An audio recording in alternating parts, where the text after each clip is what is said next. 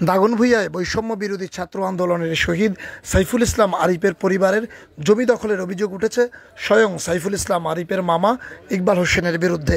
শহীদ পরিবারকে জামাত ইসলামীর পক্ষ থেকে দেয়া 2 লক্ষ টাকা থেকেও 50,000 টাকা চাঁদা দাবি করেন বলে অভিযোগ করেন শহীদের পরিবার। জমি দখল, চাঁদাবাজি এবং বিভিন্ন ধরনের হয়রানির অভিযোগ এনে ইকবাল হোসেনের বিরুদ্ধে থানায় অভিযোগও করেন।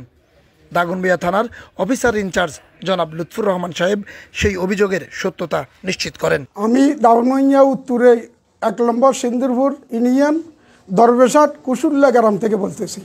আমি আবুল কাসেম কোম্পানি, আমার সাইফুল ইসলাম আরিফ, সৈয়দ সাইফুল ইসলাম আরিফের যেটা আমার সাইফুল ইসলাম আরিফকে হারাইবার পরে আমাদের উপরে ঝড় তুফান আসিয়েছে। আমরা 2012 সালে সাইফুল নামে জায়গা কিনছি। আমাদের জায়গাটা ইকবাল বলি একটা লোকে, উনি এলাকার মানুষ নিয়ে আমাদের জায়গাটা দখল করে ফেলছে, মেডি পড়ে ফেলছে। আমাদেরকে মারি ফেললাই ওরা মনে করেন প্রস্তুত নিয়ে গেছে। আমার ভাই সাইফুল ইসলাম আরিফের বাবাটা উনি কিন্তু বেরেন হয়ে গেছে, ওনার পাগল অবস্থা। উনি আর আমার আরেক ভাই উনিও অসুস্থ, আমার বড় ভাইটা মারা গেছে। আমরা বহুত দুঃখে আছি। আপনারা সম্মানিত সবাই মিলি আমাদের উপরে একটু নজর রাখবেন। আমাদের জায়গাটা এই ইকবাল হোসেন নামে এক বেটি রঘুনাথপুর গ্রাম, উনি বলতেছে যে এতদিন আমার ক্ষমতা ছিল না, এখন আমার ক্ষমতা ছিল, এখন তোরা কী করবি কর, আমি মাটি বাড়াই ফেলবো। উনি কতক্ষণ বাদে কয়েকজন লই আসে আমাদের উপর হামলা দিবার জন্য।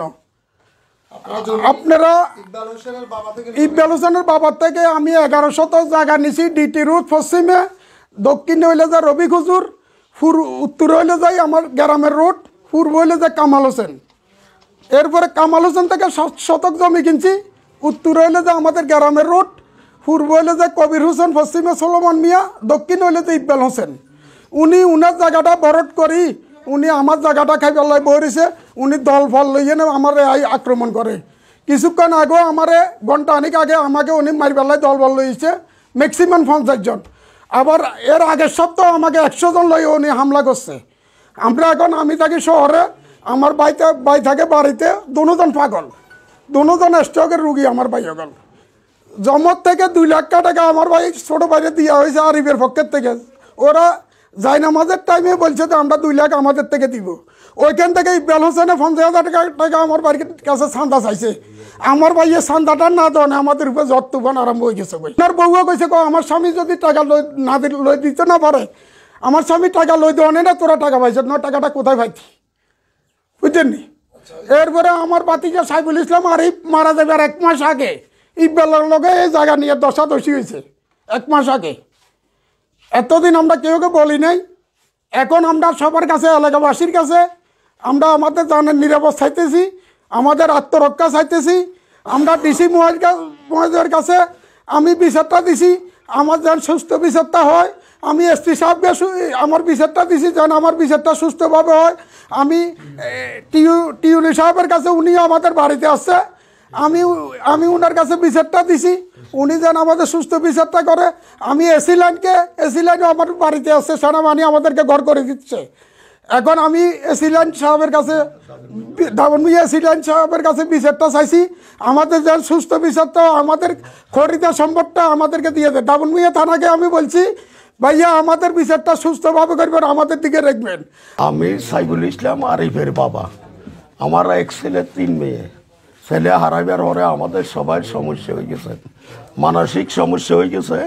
মানসিকের ওষুধ জাকেরি আছে দিক থেকে খাইতেছি, আমরা পাগল বেশে আছি। পাগলের এখন এই ইকবাল হোসেন 2 লাখ টাকা জামাত ইসলামে জানামাতে বলছে দিছে, এতে আর কাছে এখন 10,000 টাকা চাই বসে। এই টাকার কারণে আজ হাতে আমার সম্পদ খাইবেলাই বই রয়েছে। আমার কোনো ছেলে মেয়ে নাই, আমার মেয়েরা মালিক হয়ে যাব। এই কারণে হাতে আমার অনেক টাইমে অনেক ইয়া করে কতরে কোতোয়ালি থানা তো ফোন করে, অমুকে ফোন করে, অমুকে ফোন করে। আমারে সব সময় আমার টেনশন মানসিক আমারে রাখছে দূরের রূপে। আমি ডিসি মুয়াদর কাছে প্রার্থনা করতেছি। শহীদ সাইফুল ইসলাম আরিফের মামা অভিযুক্ত ইকবাল হোসেন তার বিরুদ্ধে আনা অভিযোগ অস্বীকার করেন।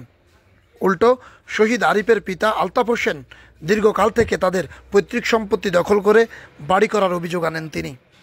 আওয়ামী লীগ সরকার থাকার সময় সরকারি ক্ষমতা ব্যবহার করে তাদের জায়গা দখল করে আছেন বলে অভিযোগ করেন। সংশ্লিষ্ট কর্তৃপক্ষের কাছে একটি সুস্থ সমাধানের প্রত্যাশা করেন তিনি। আমার বাবা মোহাম্মদ সোলাইমান 13 শতক জায়গা, আর আমরা দুই ভাই কামাল ও ইকবাল 15 শতক জায়গার মালিক দীর্ঘ 35-36 বছর যাবৎ। আমার আব্বা মরহুম সোলাইমান থেকে উনি পূর্ব অংশে মালিক হইয়া কবির আহমদকে 2 ডিসিম জায়গা দলিল করে দেন এবং উনি পূর্ব অংশ মালিক থাকিয়া কাশেম কোম্পানিদের কাছে 11 শতাংশ জায়গা বিক্রি করেন। এই কাশেম কোম্পানি এবং আলতাফ হচ্ছে আমার আপন তালতো এবং আলতাফ হচ্ছে আমার বোনের জামাই শহীদ আরিফের পিতা। শহীদ আরিফ হচ্ছে আমার আপন বাগিনা।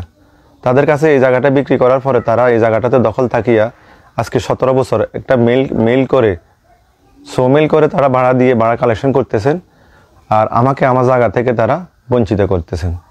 দীর্ঘদিন আমি বিচার না পাইয়া পরবর্তীতে আমি শাহজাহান সাজুর সাথে যোগাযোগ করার পরে একটা সালিসি কায়দায় বসে একটা সিদ্ধান্তে উপনীত হই যে এখানে আমাকে 7.5 ডিসিম জায়গা রাস্তার পশ্চিম অংশে দেওয়ার একটা সিদ্ধান্ত হয়।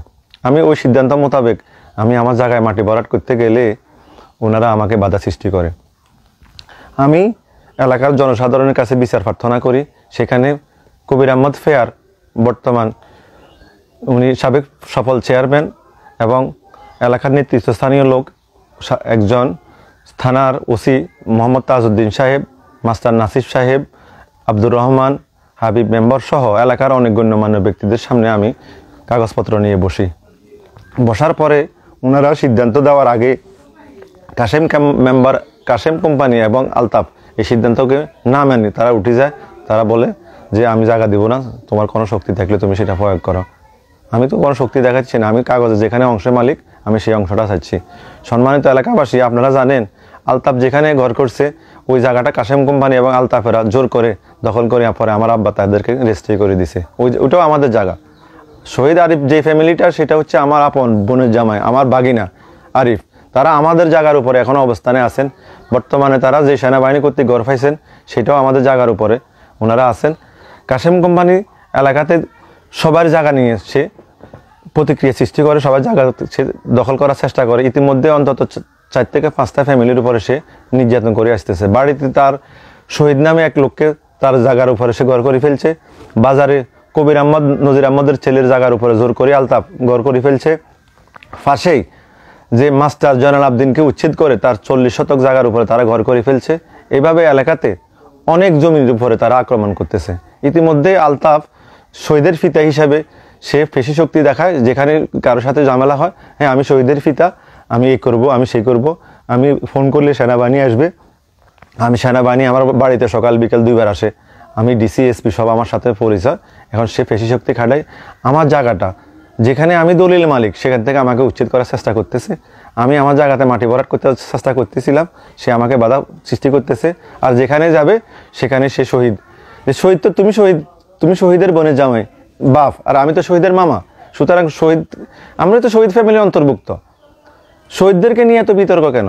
কি শহীদ তো আমার বাগিনা হয়েছে, আমারও তো মর্মা হতো, আমার বোনটা ছেলে হারাইছে, আমি আমার বাগিনা হারাইছি, তুমি তোমার ছেলে হারাইছো, তো এইটাকে ব্যবহার করতে যাবে কেন? ন্যায্য হিসাবটুকু চাচ্ছি। যেহেতু আমার আব্বার জমিতে আমার অংশ আছে, সুতরাং আমি আমার অংশ চাচ্ছি। আমি এলাকার সবার কাছে সমঝোতার জন্য গেছি, ও এলাকার কাউকে মানে না। সেখানে 2-3 বার সালিশ হয়েছে, কোনো সালিশদারকে মানে না।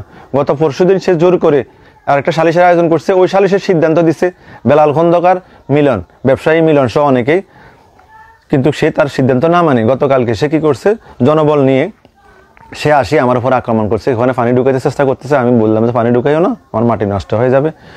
সে আলতাফ একটা লাঠি দিয়ে আমার মাথায় আঘাত করছে। পরে আমি লাঠিটা প্রতিহত করি। কাশেম কোম্পানি দ্বিতীয়বার লাঠি দিয়ে আঘাত করছে।